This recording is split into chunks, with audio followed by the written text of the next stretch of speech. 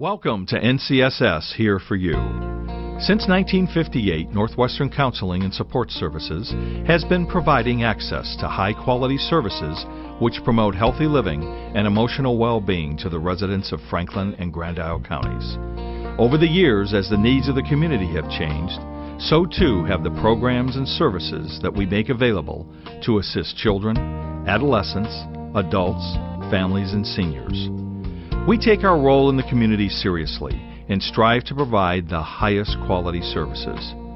According to Eric Erickson, a noted developmental psychologist, every person must pass through a series of 8 interrelated stages over the entire life cycle. NCSS provides a continuum of services to meet the needs of individuals who at any point seek assistance. NCSS's purpose is creating a stronger community, one person at a time. Now, let's get to today's show.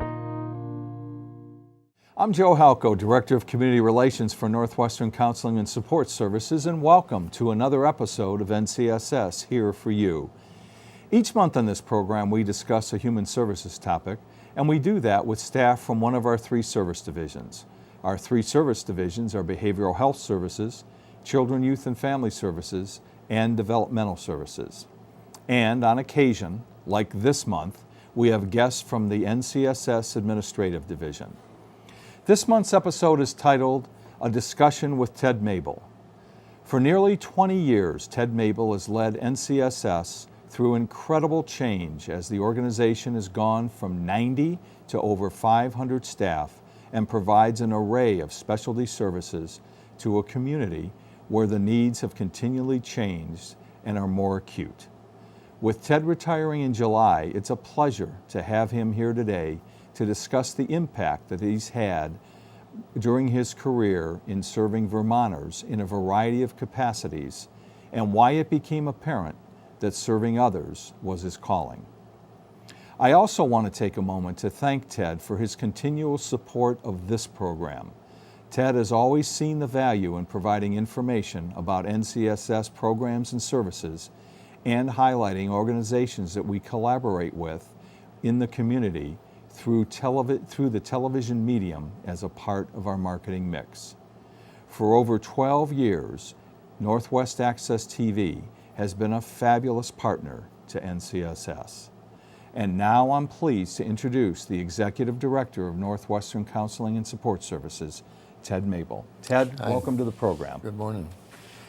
So let's begin with, let's go back to your years and being educated. So you earned a master's in education, a certificate of advanced study in counseling and administration, and then a doctorate in education.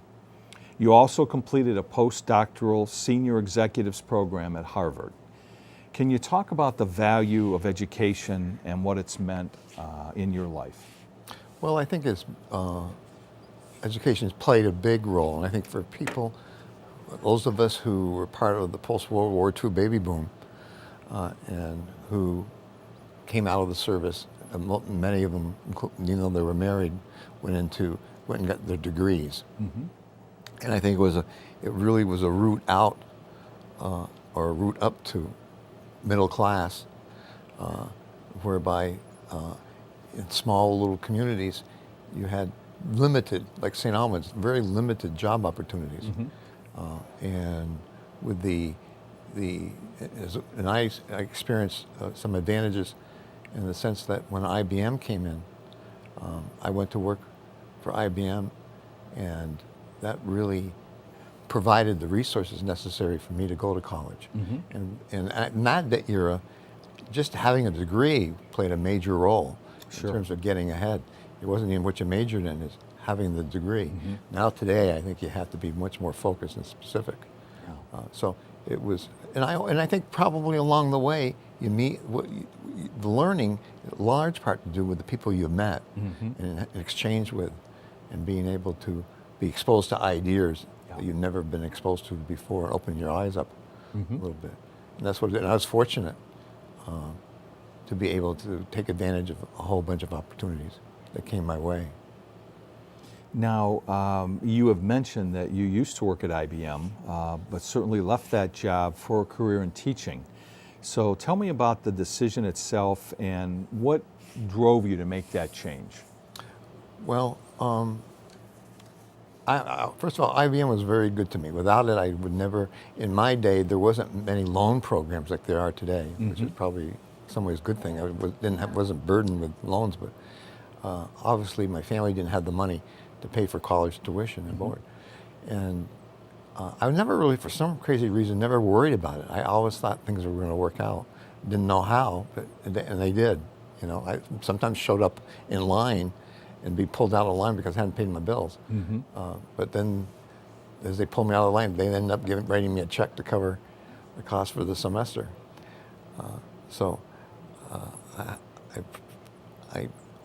It was really a route to get ahead, and I was interested at the time to do something that I had some sort of sense of purpose that I really bought into, that I was really passionate about. And being a manufacturing manager, it was very hard for me. I was still naive in the sense I was going to change the world, eliminate poverty, you know.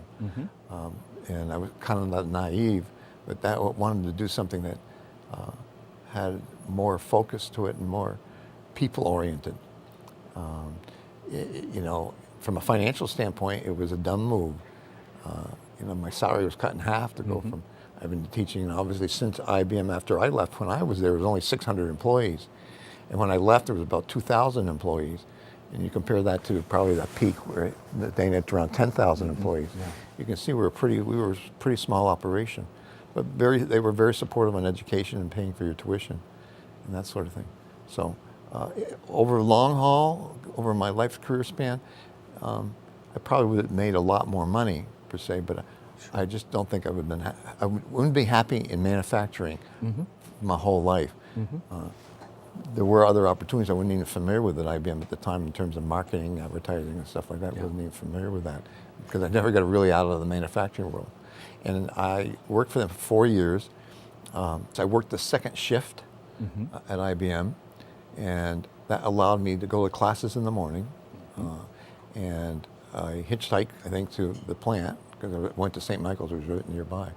And every penny, in 4 years, every penny went to St. Michael's College except one check I got from them, and that was the senior prom or whatever they call it, and senior party. And I kept that check for myself to party. And from that point on, the rest went.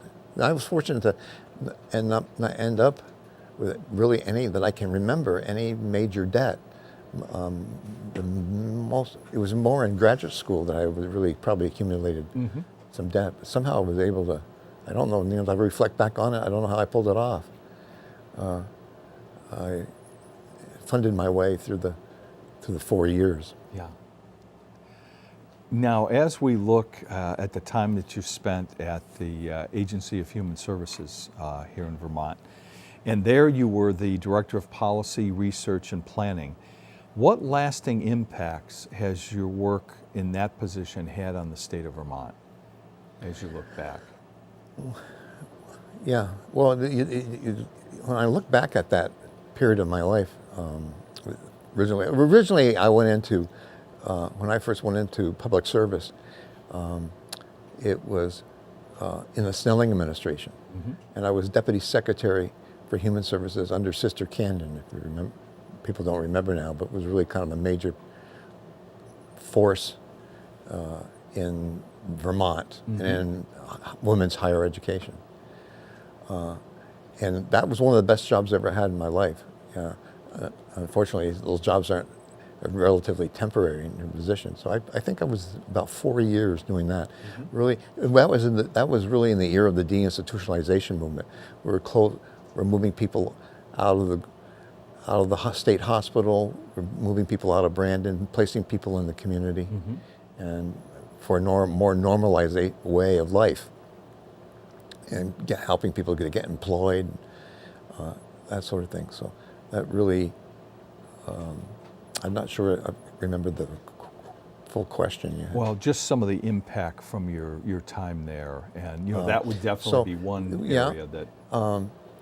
Probably the biggest thing. I would go and visit, when I had the opportunity, go and visit other agencies and see what they're doing. I was in Iowa, and I saw this way, they were taking the school funds, general funds, and matching them against federal funds to pay for healthcare services, per se.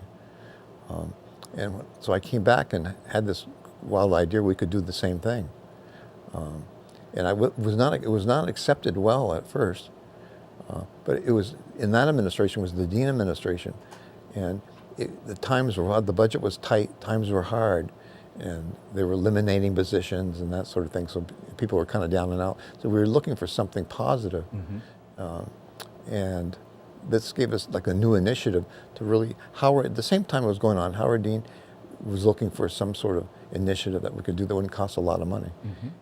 So we came up with this idea of birth to 6, focusing on that as a prevention, and knowing that what happens in a child's life from birth to 6 probably plays a major role in determining what's going to happen to them for the rest of their life. So we did it, and it was called Success by 6. We came up with that name, Success by 6. And then later, we had Success Beyond 6 as we grew. And so what was a program that had absolutely no money to it, I think it was, when I left, it was something like $40 million, a $40 million program. That probably was the most significant thing, because change is hard in government, hard for bureaucracies to change. It's designed that way, that major initiatives like Medicaid, healthcare, and stuff like that, it needs sort of like a freight train. I always use it now, it's freight train. You get that up, and the government does certain things really well. And they're moving along that track at a good speed and as efficient as possible.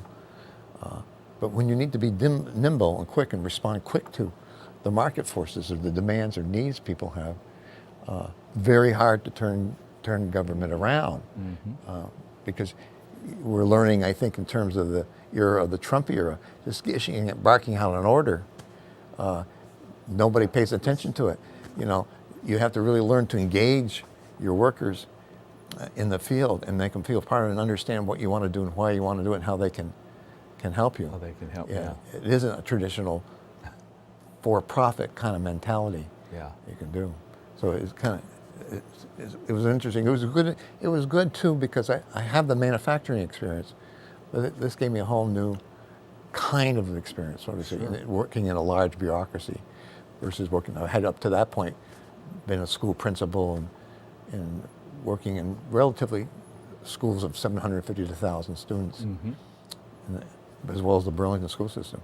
So that variety of experience was interesting. That's what made my life interesting. And I think it also helped to shape a lot of what was to come at NCSS when you came back to St. Albans. So speaking of that, can you talk about the value of culture in a workplace and what it has meant to you as a leader? The culture, I came to realize, was really a major determinant about how change would occur in an organization. So we worked with the staff. I did not come up with, I wanted to identify at that time 3 values that would really drive, and we'd hold all of us accountable for our behavior, and our actions would have to be followed by those 3 values. We have things like safety is our #1 value, and both the safety of our clients as well as the safety of our employee is the #1 driver. Then the responsiveness is a #2. I'm big on getting back to people. We have a rule that you have to return a phone call within 24 hours, okay? Or you call me and we will chase that down, because people are nervous as they're waiting to get services. And if they don't know what's going to happen, what's happening next, what's going on, maybe sometimes you don't have the answer yet. You need to get back to them within 24 hours and say, I don't have an answer for you, that this is what's happening. It's very rude not to call people back. And I'm sure it happens to me all the time, trying to get into buy something online or something online, you're put on hold and then you're disconnected and stuff like that. And an interesting thing is, a few people have a major power. You get a few people who are breaking that rule and no one's paying attention to that, then everybody starts following that down that road with you. So we responsiveness is getting back to people, doing what you're saying. Then integrity is another one of our values. Compassion and integrity. And I was a little sensitive to integrity because some people interpret integrity some sort of religious notification. And what we interpret integrity to mean is that you do what you say you're going to do. You say that you're going to get back to people because to respect them within 24 hours. You do get back to them. And you measure that to make sure that in fact it's happened. If it isn't, what do we need to do to make it better on that? So I come to the final conclusion. Values, mission, values are critically important if you make them come alive, you know. Even if people are joking or anything like that, it makes people understand what this is all about. Yeah, and you're right, Ted. I mean, the organization, it has a laundry list of, you know, what they stand for. You can't monitor that, you can't manage to that, and people get confused. You know, what is the most important of a list of 16 or 17? But when you have the short list, people can really get the sense of, yep, I got it, and I understand what the organization is all about. I mean, how many organizations have you ever been in? You talk about the values. You know, I don't think they play a major role in a lot of companies. A lot of places they don't. Yeah. And they may post the mission statement. That's right. You know, which hopefully is succinct again, because sometimes that mission statement's a paragraph. But if it's, and that's right, it needs a mission statement needs to answer the question, what is it that you provide? What is it? What service do you provide? And how much of it do you provide it, and where are you going to be provided? So it really lets the public know what they to expect from you, where to expect it, and how well will you be following up on that, the quality of that. So it tells you, the mission statement can take a lot of information in a short paragraph. You have long one-page mission statements, they mean nothing. It's the same. After one read. So it defines your market and how you're going to play in that market. And if done right, you study other companies' mission statements, okay, or other agencies' mission statements, because they help you better understand where this company sees themselves doing, what they're going to provide, where they're going to provide it. They're going to go, are they competing against you? And if they are, how do you respond? So it's loaded with information. Yes, it is. And as you say, I think the key is that you have to make it come alive. People have to understand it and have a passion for it, which at NCSS they do. Now, can you talk about the organization's structure in terms of leadership? Well, we grew rapidly, you know, from 90 employees when I knew everybody and they knew me, and I had met everybody. And it started off, there's 2-3 prongs to answer this question, the importance of culture to an organization.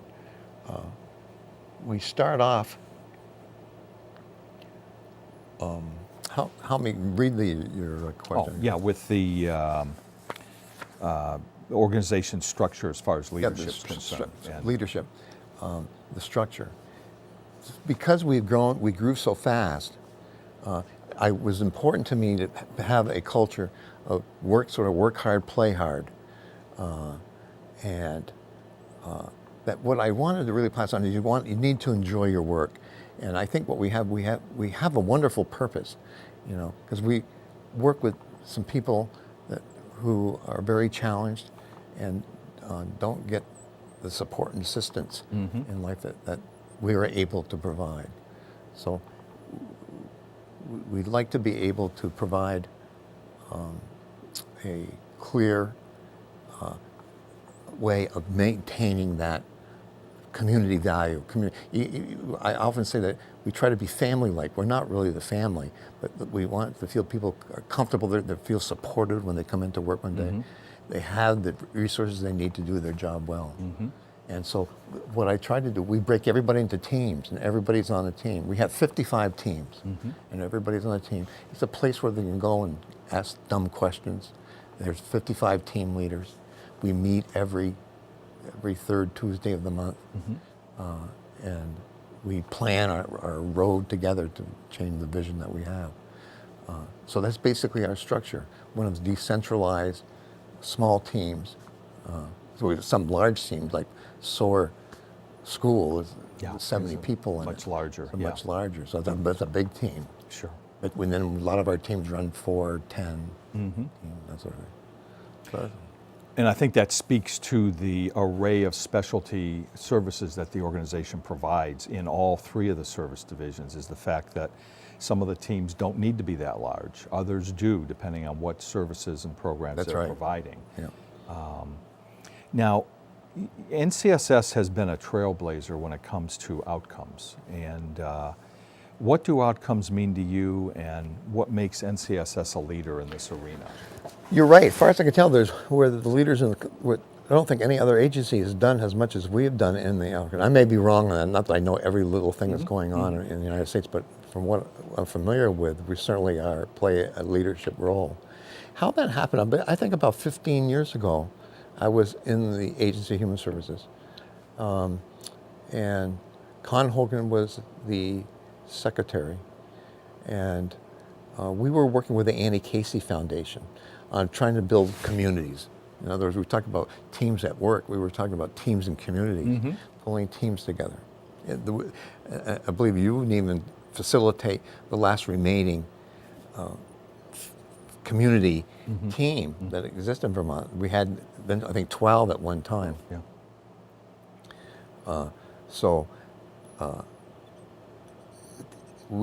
It was through Annie Casey, we had attended a conference with Annie Casey, who was interested in community development, and that's what we were interested in. We were working with the Department of Education, the Commissioner of Education, and trying to see how can human services in the field of education work better together and more together, which that's why historically we gave birth to the 6x6 program. Was really an integrated program between the Department of Health and the Agency of Human Services. So that was, what was the other comment on? Well, as far as, NCSS has been viewed as a leader when it comes to outcomes. So what happened was we were introduced at that time to a man called Mark Friedman that was working along with the Annie Casey Foundation and promoting this new concept of measurement in human services. And it was called results-based accountability. And we became very interested in that because we were really under great pressure to show where is the money going, where is all that the millions of dollars of human service, are we getting our money's worth? And so we were trying to find ways of measuring what we were doing, and he showed a way that was sort of palatable, successful, and easy to understand. We brought that back. We brought Mark back to Vermont and did a lot of training, but it never really grabbed hold. The result of it was, as administrations change, those initiatives that take several years to really come to fruition, sometimes you're not allowed because there's a different priority or something along that line. So I think what happened is that we were able to identify 10 or 12 outcomes for the state of Vermont and put them in law that the human service and education ought to be working towards. And that established a foundation. But went through a period of time, not much activity happened. And one of the things that we were trying to do is produce these community profiles, but communities, so they could look at the performance of how their community is doing. And if certain things aren't going well, being able to have the data to know what's going wrong and what can we do about it and understand what's going on. So we had to produce these community profiles.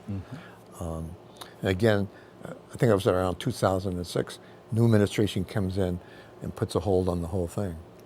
And we had set up 12 teams around the state to begin to look at issues for their community and how could they interface, how could state government help these communities doing like that. New administration again, and things were kind of pulled on hold until we come to sort of today, in which the existing governor became interested in the work that had been done, and there's been kind of a renewal in which they're re-looking again at these community profiles. Now, what we've done is also teach and train our own employees throughout the system about results-based accountability and how that works. So you have this kind of process of being able to develop outcomes and measure your outcomes and being able to provide that feedback to your community. So we're back on track again. after quite a few years of kind of stagnant growth on that. So we're back in kind of exciting times. Well, and that's true, Ted, and I happen to, but from an NCSS standpoint, and the reason that the company is viewed as a trailblazer is because even though the state may have deliberated on whether or not to go down that path, is that you made sure that NCSS each year continued to follow through on that RBA process. And that leads us to today, which this, and I don't know if you can see this, but this is the outcomes report for NCSS for 2016, which is, I think, 48 pages of various information that, as you say, has to do with what type of work is being done and how well is it being done, and are people better off for the programming and the work that the organization is providing. And I think that you're to be commended for that, because NCSS is a leader in this area because of the fact that you maintain the importance of this. The fact that we need to show is the work that our staff is doing beneficial to those that we're serving, because at the end of the day, the reason that everyone's employed at NCSS is to ensure that those in Franklin and Grand Isle counties are living a well-balanced life, and as best as possible, whether it's emotionally, behaviorally, that their well-being is being taken care of. I think a lot of times what people don't realize is the fact that when you say mental health, certainly NCSS provides those services throughout the two-county area, but that the organization does a lot in the way of prevention and wellness programming as well. And a lot of that doesn't appear as high profile perhaps, but it's really an intention to try to get on the front end to help people perhaps before they get into a circumstance that's more difficult. And you make me think of, in the old days, 20 years ago, we were really looking about partnering with education and integrating our workers and the work that we do in schools, and we've come a long way. I believe we have social workers in every doctor's office, or about 90% of all doctor's offices, except 2, I think, practices on that. We have been integrated with the law enforcement, the state police, local police, that sort of thing, which has taken some time. So it's schools, law enforcement, and now so you see us working much more with the healthcare community. Yes. And trying to integrate and help and be supportive of the work that they're doing on that, so that we've had this, I would say, sort of hidden force and knowledge base that we bring in because of stigma. People don't necessarily want to be seen coming into our facilities or something along that line if they feel that way.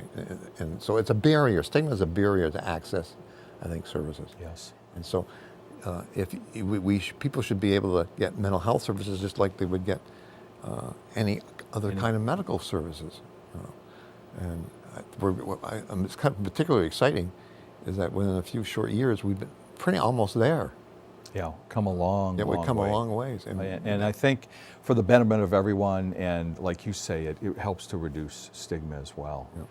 So Ted, I can't believe it, but our time is up. Wow. And it does go fast. Yeah. But I do want to thank my guest, Ted Mable, for being on the show today and sharing his journey that ultimately brought him back to St. Albans to lead NCSS for nearly 20 years as the executive director. NCSS is viewed throughout the state as a quality and innovative organization that offers an array of prevention, wellness, and treatment programs for the residents of Franklin and Grand Isle counties. With all that Ted has meant to NCSS, he will truly be missed. I also want to thank you, the viewer, for spending time with us again this month. You can learn more about NCSS and all of our programs and services by logging on to ncssinc.org. I'm Joe Halko, and I'll be back next month with another episode of NCSS Here for You. This has been another episode of NCSS Here for You. We hope that you found today's discussion informative and educational. Since 1958, Northwestern Counseling and Support Services has been providing access to high-quality services which promote healthy living and emotional well-being to the residents of Franklin and Grand Isle counties. Over the years, as the needs of the community have changed, so too have the programs and services that we make available to assist children, adolescents, adults, families, and seniors. Thanks once again for tuning in this month. NCSS's purpose remains creating a stronger community, one person at a time.